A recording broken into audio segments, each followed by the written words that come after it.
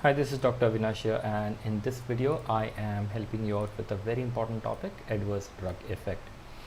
क्या क्या पढ़ना है इस टॉपिक में? सबसे पहले डेफिनेशन. एडवर्स इफेक्ट का मतलब होता है एनी अनडिज़ायर्ड और unintended consequence of drug action. जो नहीं चाहिए था, जो सोचा नहीं था, ऐसा कोई एक्शन. ये नॉक्शियस भी हो सकता है, ट्रिवियल एकदम छोटा सा, सीरियस डेंजरस वाला, और फेटल मतलब इवन पेशेंट मर भी सकता है एडवर्स इफेक्ट से. इसके अगेंस्ट में एडवर्स ड्रग रिएक्शन का और एक डेफिनेशन आपको याद रखना है. Any noxious change which is suspected to be due to a drug occurs at a dose normally used in man. मतलब जितना डोज लेते हैं उसमें होने वाला ये प्रॉब्लम है, एंड रिक्वायर्स ट्रीटमेंट और डिक्रीज इन डोज और indicates caution in the future use of the same drug. Treatment लगेगा, डोज कम करना पड़ेगा, या आगे फिर से ये ड्रग लेने के टाइम पे थोड़ा केयर करना पड़ेगा. जब ऐसा हो तो उसको एडवर्स ड्रग रिएक्शन बोलते हैं. अगर आपको ज़्यादा पढ़ना है तो ADE एडवर्स ड्रग इवेंट के बारे में भी आप एक बार देख लेना. सारे ड्रग्स का एडवर्स इफेक्ट होता है, तो जब भी हम ड्रग देते हैं एक रिस्क तो ले ही रहे हैं. अगर पेशेंट को होने वाला बेनिफिट रिस्क से ज़्यादा हो तो हम पक्का इसको देंगे. ओके. एडवर्स इफेक्ट जो है कभी कभी सडनली आ जाते हैं, कभी बहुत टाइम के बाद आने वाले हैं, कभी कभी तो ड्रग रोकने के बाद भी इफ़ेक्ट आना बंद नहीं होते. एडवर्स इफेक्ट्स को क्लासीफाई करने के काफ़ी तरीके हैं. द फर्स्ट तरीका वुड बी प्रेडिक्टेबल और टाइप ए और ऑगमेंटेड टाइप रिएक्शन. इसका मतलब ये है, ऑगमेंटेशन मतलब जो बंदे का वो जो ड्रग का मैकेनिज्म है वही थोड़ा सा ज़्यादा हो रहा है. Clear? For example let's take diuretics. Diuretics का एडवर्स इफेक्ट एक्सेस यूरिनेशन हो सकता है, ज़रूरत से ज़्यादा हो जाएगा तो वैसे कुछ. तो ये हम प्रेडिक्ट कर सकते हैं कि क्या होने वाला है कि नहीं. या कैल्शियम चैनल ब्लॉकर्स बीपी कम करते हैं, साइड इफ़ेक्ट हाइपोटेंशन हो सकता है. सी लॉजिकल है ये. अनप्रेडिक्टेबल का मतलब होता है हम बिजार रिएक्शंस की बात कर रहे हैं, we can not predict it. इसमें एलर्जीज और पेशेंट से होने वाला, पेशेंट का जेनेटिक्स के बेसिस पे होने वाला साइड इफ़ेक्ट्स मतलब इडियोसिंक्रेसी भी इन्वॉल्व है. इसमें हम प्रेडिक्शन नहीं कर सकते कि एग्जैक्टली क्या होगा. जैसे for example there are some barbiturates. CNS किया ना हमने बारबिट्यूरेट्स, उसमें आपने ठीक से पढ़ा होगा तो आपने नोटिस किया होगा कि कुछ बारबिट्यूरेट्स लेने के बाद नींद आने के बजाय कुछ बुढ़े में एक्साइटेशन प्रोड्यूस हो जाता है. तो ये बुढ़ापे में होने वाला अननेसेसरी एक्साइटेशन क्यों हुआ हमें पता ही नहीं, और किस बुढ़े में होगा वो भी नहीं मालूम. दूसरा वे क्लासिफिकेशन का होता है सीवियरिटी के ऊपर से. माइनर कुछ थेरेपी एंटीडोट की ज़रूरत नहीं है. मॉडरेट ड्रग थेरेपी चेंज करना पड़े या हॉस्पिटल में एटलीस्ट एक दिन से ज़्यादा स्टे करना पड़े. सीवियर एक पोटेंशियली लाइफ थ्रेटनिंग होगा जो परमानेंट डैमेज कॉज करके जाए, या इंटेंसिव मेडिकल थेरेपी करना पड़े. एंड लीथल मतलब ड्रग जो डायरेक्टली या इनडायरेक्टली डेथ करवाए. Okay. Pharmacovigilance would be a good to read topic. एक बार देख लेना. ये वो साइंस एंड एक्टिविटीज़ है जिससे कोई भी एडवर्स रिएक्शन का जो प्रॉब्लम है वो इन्फॉर्मेशन डॉक्टर्स से लेके उसको कंपनीज तक पहुंचाना. एंड सेकेंडली कंपनीज़ को जब ये पता चलता है कि ये एक एडिशनल एडवर्स ड्रग इफ़ेक्ट आया है जो पहले हमें नहीं पता था, तो वो इन्फॉर्मेशन डॉक्टर्स को देना. ये सब टू एंड फ्रो वाला जो है ना, वो चीज़ का नाम है फार्माकोविजिलेंस. एक बार देख लेना जस्ट फॉर योर सेक. अच्छा, ये क्वेश्चन काफ़ी बार आता है, prevention of adverse effect of drugs कैसे रोकोगे. सबसे पहले कोई भी इनअप्रोप्रिएट ड्रग यूज़ ना करो. जो पेशेंट को हुआ है उसी के लिए दवाई दो. अप्रोप्रिएट डोज देना, अप्रोप्रिएट रूट से देना और अप्रोप्रिएट फ्रीक्वेंसी से देना. अपने मन से नहीं हो सकता. जो ड्रग IM देना है वो IV नहीं दे सकते. जो डोज दिन में 2 बार लेना है वो 4 बार नहीं कर सकते. जो कैप्सूल फॉर्म में होना चाहिए वो पाउडर फॉर्म में नहीं दे सकते। अभी काफ़ी सारे लोग करते हैं ना, कैप्सूल खोल के अंदर की पाउडर निकाल के खाते हैं। That should not be allowed at all. तीसरा, हिस्ट्री लो, पेशेंट को पूछो तुमको पहले किसी ड्रग से रिएक्शन हुआ था। सिर्फ ड्रग से नहीं, एलर्जीज और कुछ दूसरा ऐसा प्रॉब्लम है क्या, वो भी आपको पूछना है। अगर एलर्जीज होगा तो पेशेंट का ड्रग रिएक्शन होने का चांसेस ज़्यादा है। Don't give more than one drug. If you are giving more than one drug, rule out the possibility of drug interactions. Correct administration techniques use करो। कैल्शियम धीरे धीरे देना होता है, वैंकोमाइसिन स्लोली देना होता है, काम ख़त्म करके भागना नहीं है। एंड जब भी ज़रूरत पड़े लैब मॉनिटरिंग करो, जैसे वॉरफेरिन के लिए प्रोथ्रोम्बिन टाइम करते हैं, लिथियम के लिए सीरम ड्रग लेवल्स मेजर करते हैं, तो ये आपको करना ही है। काफ़ी सारे अलग अलग एडवर्स ड्रग इफ़ेक्ट्स इस चैप्टर में दिए हुए हैं, एग्ज़ाम में जो आते हैं उनके बारे में ये वीडियो है। सबसे पहले है साइड इफ़ेक्ट्स। साइड इफ़ेक्ट्स का मतलब होता है अनवांटेड अनअवॉइडेबल फार्माकोडायनामिक इफ़ेक्ट। ये सीरियस नहीं होते, बट ये कैसे होते हैं कि जो ड्रग का काम है उसी का एक्सटेंशन होता है। जैसे मैंने बताया प्राज़ोसिन एंटी हाइपरटेंसिव है, थोड़ा ज़्यादा हो गया तो हाइपोटेंशन हो जाएगा, तो उसकी वजह से कमर वमर टूट सकती है, हिप्स टूट सकता है, नेक ऑफ फीमर टूट सकता है, तो थोड़ा सा ध्यान देना है। डोज कम कर दोगे तो प्रॉब्लम यूजुअली सॉल्व हो जाता है।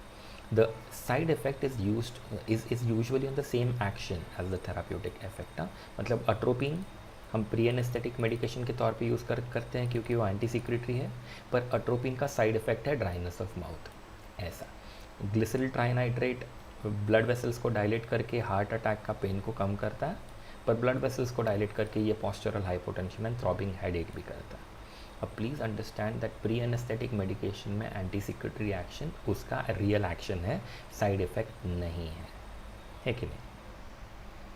तो ये भी आपको याद रखना है कि इफ़ेक्ट कभी कभी थेराप्यूटिक होता है, कभी कभी वही किसी दूसरे कंटेक्स्ट में साइड इफ़ेक्ट हो सकता है। कोडीन कफ सप्रेसेंट है, कॉन्स्टिपेशन साइड इफ़ेक्ट क्रिएट करता है। इसका मतलब ये है कि जब भी डायरिया होता है तो हम कोडीन थेराप्यूटिक इफ़ेक्ट के लिए दे सकते हैं। समझ में आ रही है ना बात? तो ऐसा भी हो सकता है। अच्छा, कभी कभी साइड इफ़ेक्ट उसके मेन एक्शन के ऊपर बेस्ड नहीं होती है। जैसे प्रोमेथाजिन एंटी एलर्जिक है बराबर, पर वो सेडेशन क्रॉस करता है। ईस्ट्रोजन एंटी ओविलेटरी है, पर वो नोजिया कॉज करता है। तो कभी कभी साइड इफ़ेक्ट उनके रियल एक्शन के ऊपर बेस्ड नहीं होता, तो थोड़ा सा केयरफुल होना है। काफ़ी बार तो साइड इफ़ेक्ट्स को देख के हमने दवाइयाँ बना दी, जैसे सल्फोनामाइड्स एंटी बैक्टीरियल एंटीबायोटिक्स, उनसे हाइपोग्लाइसीमिया होता था, तो फिर हमने डेवलप कर दिया सल्फोनेल्यूरियाज जो एंटी डायबिटिक है। सल्फोनामाइड से होता था एसिडोसिस, तो फिर उससे बना दिया एसिटाजोलामाइड कार्बोनिक एनाहाइड्रेज इनहिबिटर। सो ऐसा हम साइड इफ़ेक्ट देख के भी ड्रग्स बनाए हैं हमने। तो ये एक याद रखना है कि हमेशा साइड इफ़ेक्ट नहीं होता, कंटेक्स्ट याद रखना ज़रूरी है। दूसरा जो क्वेश्चन आता है वो है टॉक्सिक इफ़ेक्ट। अब ये टॉक्सिक इफ़ेक्ट मैं आपको यहाँ पे पढ़ाऊँगा, इसका टॉक्सिकोलॉजी में भी आपको फ़ायदा होने वाला है, ठीक है। टॉक्सिक इफ़ेक्ट एक्सेसिव एक्शन की वजह से होता है। ड्रग का एक्सेसिव एक्शन क्यों हुआ? ओवरडोज हो गया या प्रोलॉन्ग यूज़ हो गया। ओवरडोज कैसे है? एक्सीडेंटल हो सकता है, गलती से खा लिया, होमिसाइडल किसी को मारने के लिए, या सुसाइडल हो सकता है। Sometimes the overdose is relative. Relative का मतलब है किडनी फेलियर में जेंटामाइसिन दे दिया। अब किडनी का काम था जेंटामाइसिन को बाहर फेंकना, हमने हिस्ट्री नहीं ली अगर और जेंटामाइसिन दे दिया, तो जो डोज नॉर्मल इंसान के लिए ओके है, रीनल फेलियर के लिए वो टॉक्सिक हो जाएगा, ठीक है। अब काफ़ी बार इनके मैनिफेस्टेशंस प्रेडिक्टेबल होते हैं, डोज रिलेटेड होते हैं, और वो फंक्शनल अल्ट्रेशन या टिश्यू डैमेज की वजह से होते हैं, तो इनका प्रेडिक्शन थोड़ा इजी है। जैसे मैं बताता हूँ, मॉर्फिन रेस्पिरेटरी फेलियर कॉज करता है, ये एक्चुअली एनाल्जेसिक है ना, पर मॉर्फिन रेस्पिरेटरी सेंटर को डिप्रेस करता है। इमिप्रामिन एंटी डिप्रेसेंट है, पर वो हार्ट के ऊपर भी काम कर सकता है। स्ट्रेप्टोमाइसिन एंटी ट्यूबरकुलर ड्रग है, पर वो ब्लड ईयर को डैमेज कर सकता है, वेस्टिबुलर डैमेज कॉज कर सकता है। तो ओवरऑल हम इन सब टॉक्सिसिटीज़ को पॉइजनिंग में डालेंगे। Poisoning implies harmful effect of a chemical on a biological system. Okay, drug और पॉइजन में उसका डोज ही उसका डिफरेंस है. इसका मतलब छोटे अमाउंट में लिया तो जो चीज़ ड्रग की तरह काम करेगी, मेडिसिन की तरह काम करेगी, वही अगर हायर डोज में लिया तो शायद वो पॉइजन की तरह काम करेगी. पॉइजन एक ऐसा सब्सटेंस है जो लाइफ को एंडेंजर करता है. अच्छा, अगर ये किसी बैक्टीरिया, वायरस, फंगस से आए तो इसको टॉक्सिन भी बोल सकते हैं. काफ़ी बार अभी हमने ओपी पॉइजनिंग देखा, ये एक हाउस होल्ड केमिकल है ना, एनवायरमेंटल पॉइजन हो सकता है, इंडस्ट्रियल केमिकल. तो ऐसा टॉक्सिसिटी या पॉइजनिंग सिर्फ दवाई की वजह से होना ज़रूरी नहीं है. कोई भी टाइप की पॉइजनिंग हो, हमारा मेजर, हमारा ट्रीटमेंट सेम रहने वाला है. You start with step number 1, resuscitation and maintenance of vital function. इसका मतलब उसका एयरवे, ब्रीदिंग, सर्कुलेशन बराबर रखो. चाहिए तो आर्टिफिशियल रेस्पिरेशन या 100% ऑक्सीजन दो. इसमें होगा क्या कि पेशेंट को इनफ ऑक्सीजन मिलेगा और काफ़ी सारे पॉइजन्स की वजह से जब भी रिफ्लेक्सेस, खांसी, कफ रिफ्लेक्स चले जाते हैं, कोमा आ जाता है पेशेंट को, रेस्पिरेटरी ड्राइव चला जाता है, तो एटलीस्ट हम ऑक्सीजन पंप करेंगे ब्लड के अंदर, तो ज़िंदा रहने का स्कोप बढ़ जाएगा. फिर हम सर्कुलेशन, सो ABC, एयरवे, ब्रीदिंग करो, फिर सर्कुलेशन, सो BP और हार्ट को मैनेज करो. चाहिए तो फ्लूइड्स तो क्रिस्टलॉइड्स मतलब सोडियम, नॉर्मल सलाइन जो होता है ना, सोडियम क्लोराइड, वो देना है. चाहिए तो ब्लड प्रेशर बढ़ाने वाले ड्रग्स देने हैं, कार्डियक स्टिमुलेंट्स देना है. चाहिए तो पेसिंग करना है. पेसिंग का मतलब है पेस मेकर्स डालने हैं. अगर अरिदमिया हो तो शॉक दे के उसको ठीक करना है. सो डिफिब्रिलेशन बोलते हैं शॉक देने के तरीके को. हाइपोटेंशन हुआ है तो बढ़ाना है, क्योंकि हाइपोटेंशन अगर ज़्यादा हो गया तो ब्रेन तक खून नहीं जाएगा, फिर बंदा मर जाएगा. फिट्स आ रहे तो उसको मेंटेन करो, मैनेज करो.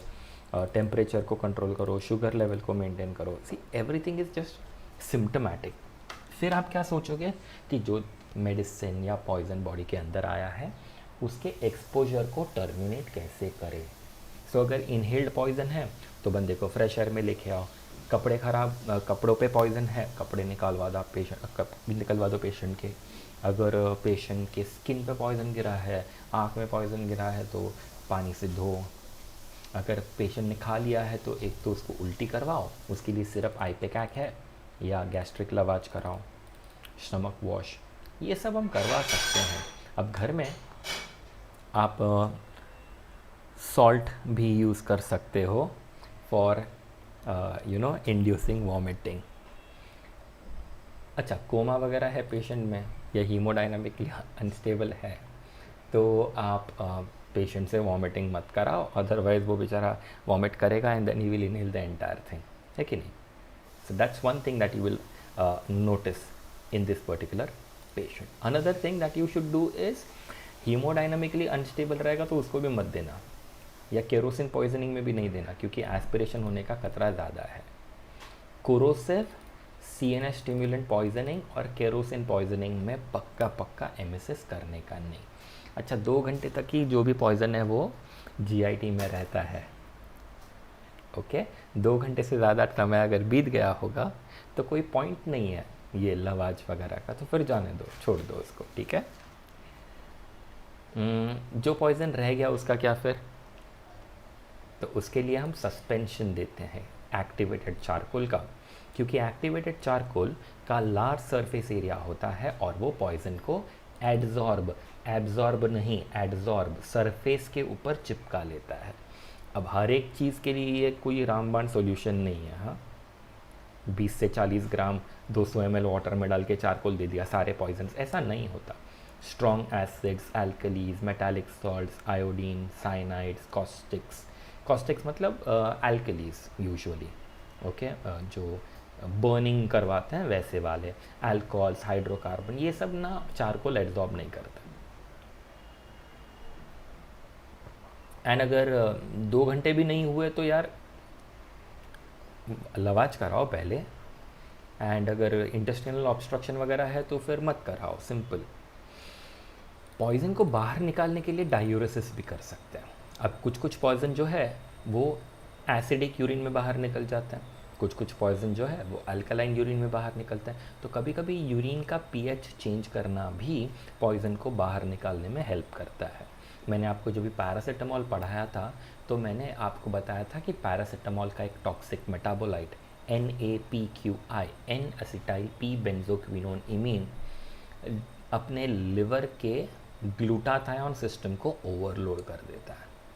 तो उस समय हमने क्या किया था मालूम है ना, हमने एन एसिटाइल सिस्टीन दिया था जिससे ये ग्लूटाथायोन का लोड बढ़ जाए लिवर के अंदर, है कि नहीं। तो ये ऐसे हेपाटिक मेटाबॉलिज्म को भी हम बढ़ावा दे सकते हैं।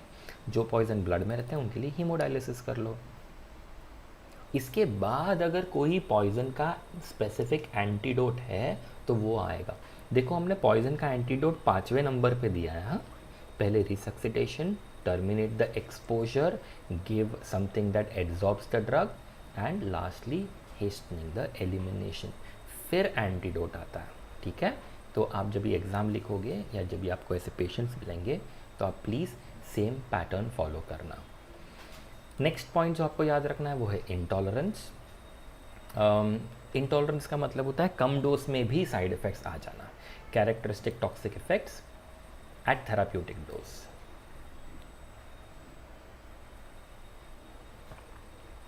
ओके, इसका नाम है इंटॉलरेंस। ड्रग को टॉलरेट नहीं कर पा रहे हैं हम लोग। ठीक है, इसका मतलब ड्रग के लिए लोअर थ्रेशोल्ड है पेशेंट में।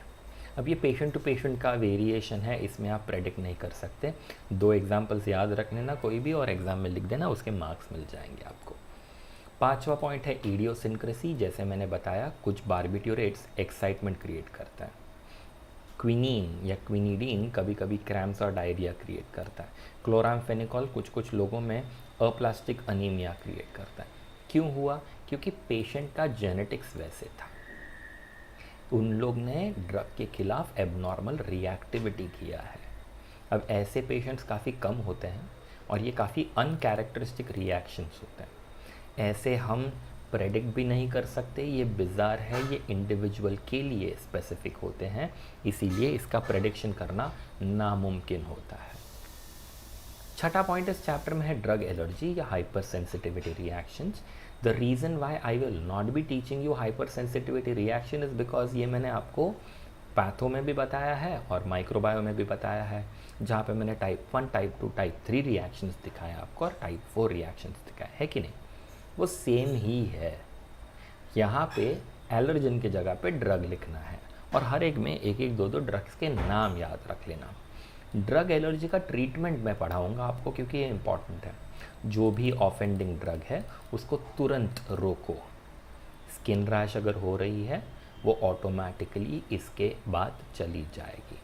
आइडियली एंटीहिस्टामिनिक्स ड्रग के शुरुआत के पहले देना होता है, पर अगर एनाफाइलैक्सिस जैसे रिएक्शन हो गई, जैसे हो सकता है आपने किसी को क्लिनिक में आपके पेनिसिलिन का ड्रग दे दिया और उसको रिएक्शन हो गया, आप क्या करोगे? सिंपल, पहले उसको रिक्लाइनिंग पोजीशन में डालो और ऑक्सीजन देना, CPR करो, कार्डियो पल्मोनरी रिसक्सिटेशन, मतलब एयरवे ब्रीदिंग सर्कुलेशन करके रखना है। एनाफाइलैक्सिस का best solution adrenaline 0.5 mg IM, repeat every 5 to 10 minutes. अगर इम्प्रूव हो गया ग्रेट, रुक जाओ, अगर इम्प्रूवमेंट नहीं हो रही है तो वापस रिपीट कर देना। This is the only life saving measure. कुछ भी हो जाए एड्रेनालिन को गलती से भी IV ना दो, IV इज़ फेटल। शॉक हुआ है तो शायद ट्राई कर सकते हो, पर अगर एड्रेनालिन देना है ना IV तो उसको डाइल्यूट करके देना पड़ता है। सो दोनों का डोज देखो, यहाँ पे 0.5 ml एंड 1 in 1000 सोल्यूशन है एंड यहाँ पे 1 in 10,000 to 1 in 1 lakh solution है। तो concentration of IV is very less, concentration of IV is much higher. You can give an H1 antihistaminic जैसा फेनेरामीन या क्लोरामफेनिकॉल एंड ग्लूकोकॉर्टिकॉइड्स। ग्लूकोकॉर्टिकॉइड्स तुरंत काम नहीं करेंगे, स्लो टू एक्ट होंगे, पर जब भी काम करेंगे तो आपको बाकी किसी भी चीज़ की ज़रूरत नहीं पड़ने वाली है। सो यूजुअली एड्रेनालिन के बाद स्टीरॉइड्स हम देते ही है। ग्लूकोकॉर्टिकॉइड्स टाइप 2, 3 और 4 रिएक्शंस के लिए बेस्ट है। ये टेबल अगर आपने पढ़ लिया तो आपका फ़ायदा होगा, करके रख लेना।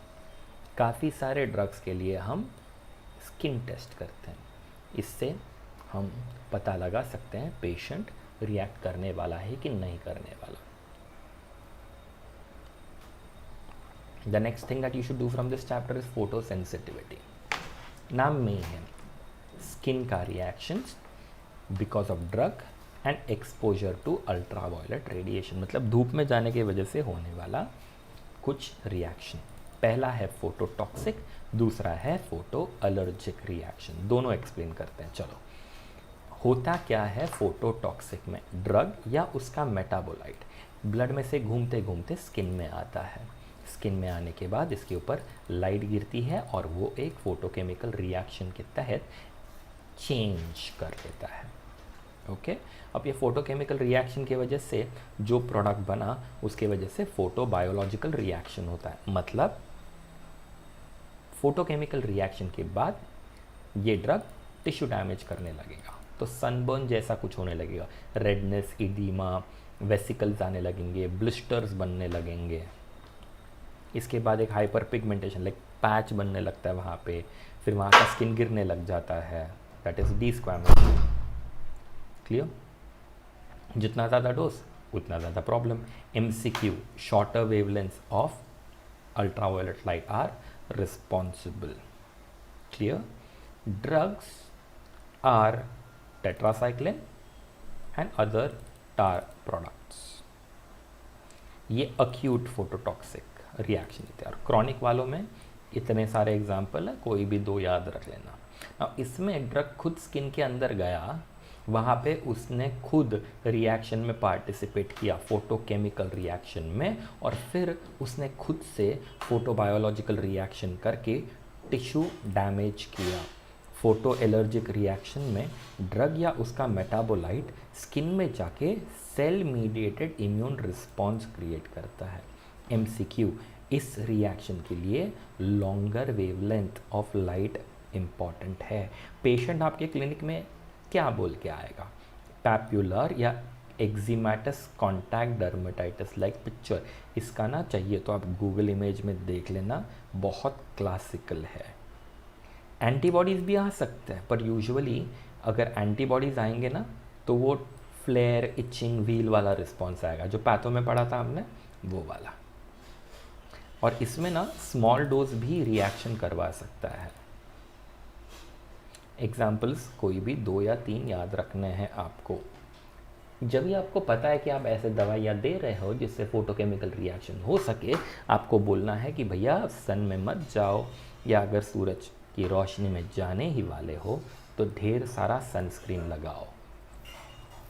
सन प्रोटेक्शन फैक्टर SPF, सनस्क्रीन कितना प्रोटेक्शन ऑफर कर सकता है उसका मेजरमेंट है। तो जितना हायर सनस्क्रीन दे सकते हो उतना दे देना, और अगर हो चुका है रिएक्शन तो फिर वहाँ पे आप स्कैलामाइन लोशन जैसा एक सूदिंग, ठंडक लाने वाला लोशन, वेट ड्रेसिंग्स लाइक वो आते हैं ना वेट वाइप्स, वैसे कुछ, एंड माइल्ड स्टीरॉइड्स दे सकते हो। फोटो एलर्जी के लिए आप स्ट्रॉन्ग स्टीरॉइड्स दे सकते हो, बट यूजुअली ज़रूरत पड़ती नहीं है। Moving on to the 8th important topic from this particular chapter, drug dependence. अब यहाँ पे यूजुअली उन लोग डेफिनेशंस पूछते हैं। ओके ये टॉपिक आने का चांस थोड़ा कम इसलिए है क्योंकि इसमें ना टर्मिनोलॉजीज बहुत कंफ्यूजिंग है, बहुत कंफ्यूजिंग है, पर जो अपने को आना चाहिए वो है ड्रग डिपेंडेंस। इसका मतलब ये है कि रिपीटेड ड्रग लेने के वजह से कुछ ऐसा फिजियोलॉजी में चेंजेस आ गया है कि अब ड्रग ना लेने के वजह से फिजियोलॉजिकल इक्विलिब्रियम रह नहीं पाता। मैं बताता हूँ आपको क्या कहना है मुझे। Let's talk about alcohol. दारू जब भी पहले बार बंदा पीने लगता है तो उसके लिवर के लिए दारू नया होता है। धीरे धीरे लिवर खुद को अडेप्ट कर लेता है। उसी तरह से ब्रेन में जब भी दारू का इफ़ेक्ट आता है, पहले वो एक टॉक्सिक इफ़ेक्ट होता है, बाद में ब्रेन एडजस्ट कर लेता है। अगर हमने इस ड्रग को सडनली विड्रॉ कर लिया तो दारू के बॉडी में ना होने की वजह से कुछ रिएक्शंस आने लगेंगे। इसको पहले फिजिकल डिपेंडेंस कहा जाता था, अभी सिर्फ डिपेंडेंस कहते हैं, क्योंकि बॉडी में रिएक्शन आता है, दिखता है, बीपी चेंज हो रहा है, पर्सपिरेशन हो रहा है, पसीने छूट रहे हैं, जिटरीनेस है, ये सब है। क्लियर? और ब्रेन में जो होने वाला है कि नहीं मुझे चाहिए ही चाहिए, that is called as neuro adaptation. काफ़ी सारे ड्रग्स ऐसा कर सकते हैं, पर यूजुअली डिप्रेसेंट्स डिपेंडेंस क्रिएट करते हैं। स्टिम्युलेंट्स यूजुअली डिपेंडेंस क्रिएट नहीं करते। एडिक्शन अलग है। डिपेंडेंस का मतलब है ड्रग चाहिए ही चाहिए, क्योंकि फिजियोलॉजी इम्बैलेंस में चला जाएगा। हम मेजर कर सकते हैं, देखो इसका ब्लड प्रेशर, देखो इसका हार्ट रेट, ऐसा है। एडिक्शन जो है ना is a condition in which the patient believes, ना ये पेशेंट का विश्वास है, पेशेंट को लगता है कि उसका well being can only be achieve through the action of drug. यहाँ पे इमोशनल डिस्ट्रेस ज़्यादा है अगर ड्रग नहीं लिया तो। Clear? It's not like patient ने दवाई नहीं लिया तो एक्चुअली कुछ गड़बड़ हो रही है बॉडी में। It's more like psychological dependence. But psychological dependence is like confusing, तो कुछ लोगों ने उसको अभी ड्रग एडिक्शन का नाम दे दिया है। यहाँ पे पेशेंट को उस दवाई, उस ड्रग का इतना आदत लग चुका है, एंड ये सिर्फ आदत है, इसमें रियली कुछ वो ड्रग कर रहा है कि नहीं हमें नहीं पता, बट पेशेंट का overwhelming involvement with the use of drug है। गेटिंग दैट ड्रग, किसी भी हालत में वो ड्रग को प्राप्त करना उसके बाकी किसी भी एक्टिविटी से ज़्यादा इंपॉर्टेंट हो जाता है। क्लियर? अब बिकॉज ये साइकोलॉजिकल है, पेशेंट को लगता है कि वो ड्रग लेना है, इसीलिए विड्रॉवल के बाद भी पेशेंट्स वापस ड्रग के तरफ मुड़ जाते हैं। रिलैप्सेस होने का चांसेस ज़्यादा है। ठीक है ना? अगर उसको डिपेंडेंस हुआ तो एडिक्शन होना थोड़ा इजी हो जाता है, पर ऐसा कोई रूल नहीं है। जैसे एम्फिटामीन्स, कैनाबिस, कोकेन, एलएसडी, ये जो एडिक्शन करने वाले ड्रग्स हैं ना, इनका डिपेंडेंस नहीं है। ठीक? सो ऐसा भी होता है। अगर कोई ड्रग पेशेंट ने यूज़ किया जो लेने के बाद पेशेंट को एक ऐसा ब्यूटीफुल एक्सपीरियंस हो, the patient enjoys that experience and he wants to take the drug again and again, उसको हम बोलते हैं ड्रग सीकिंग बिहेवियर। अपना वीडियो गेम कैसा रहता है ना, वैसा है वो। So if you play PUBG और something like that, when you go for a kill and you win, it becomes an addiction, you enjoy it, so you do it one more time. अब कुछ drugs जो है वो strongly reinforce करते हैं, कुछ लोग वीक रीइंफोर्स करते हैं। जो फास्टर एक्टिंग ड्रग्स होते हैं, the more reinforcing it is. Clear? और जो धीरे धीरे एक्ट करते हैं उसमें उतना मज़ा नहीं आता है। Okay, so I don't know if you have ever played a video game called as counter strike. Now counter strike जब भी पहली बार आया, उसका पेरेंट कंपनी ने एक गेम बनाया था जिसका नाम है हाफ लाइफ। हाफ लाइफ में एक साइंटिस्ट का एक्सपेरिमेंट गोज रॉन्ग, पोर्टल खुलता है, एलियंस आ जाते हैं, ऐसा कुछ वो गेम प्लान है। पर वो पूरी एक स्टोरी है। वो गेम ख़त्म करने के लिए काफ़ी दिन, महीने लग जाते हैं, धीरे धीरे धीरे धीरे एक लेवल लोड होता है। तो काफ़ी सारे लोग ना वो लेवल ख़त्म ही नहीं कर पाते क्योंकि बोर हो जाता है, क्योंकि एक्शन इंस्टेंटेनियस नहीं है। पर जब भी आप काउंटर स्ट्राइक खेलते हो, सेम कंपनी का है वो, counter strike instant action, like 3 minute या 5 मिनट का गेम प्ले होता है, ज़्यादा एडिक्टिव होता है, वैसे है वो। डू नॉट कन्फ्यूज रीइंफोर्समेंट या एडिक्शन विथ हैबिचुएशन। हैबिचुएशन का मतलब होता है patient is used to the drug, ये लेस इंटेंस इन्वॉल्वमेंट है। जैसे चाय कॉफ़ी, सुबह सुबह अगर आप चाय पीते हो, कॉफ़ी पीते हो और एक दिन ना मिले तो प्रॉब्लम हो जाता है ना। या कुछ लोग तंबाकू खाता है, नहीं खाएंगे तो भी जिंदा रहते हैं वो, ऐसे पर थोड़े विचित्र बिहेव करता है। इट्स लाइक अरे चाहिए अपने को, बस इतना ही। इसको हम ड्रग हैबिचुएशन कहते हैं। And the last word you have to understand here is drug abuse. Drug abuse का मतलब होता है जब कोई बंदा इस तरह से ड्रग यूज़ करे, खुद से ही, सेल्फ से, इस तरह से कि वो approved medical and social pattern से परे हो। Let me give you an example.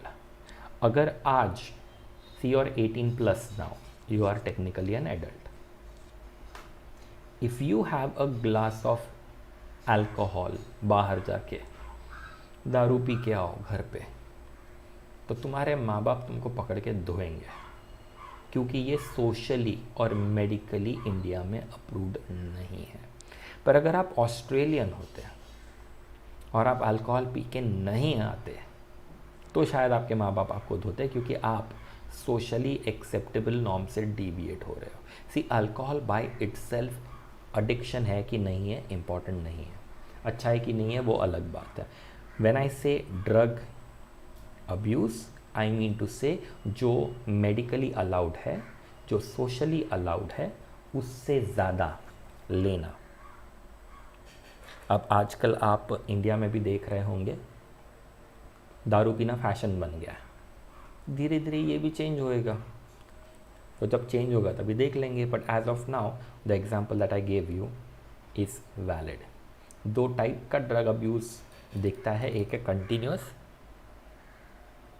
दारू जैसा, एंड एक है ओकेशनल।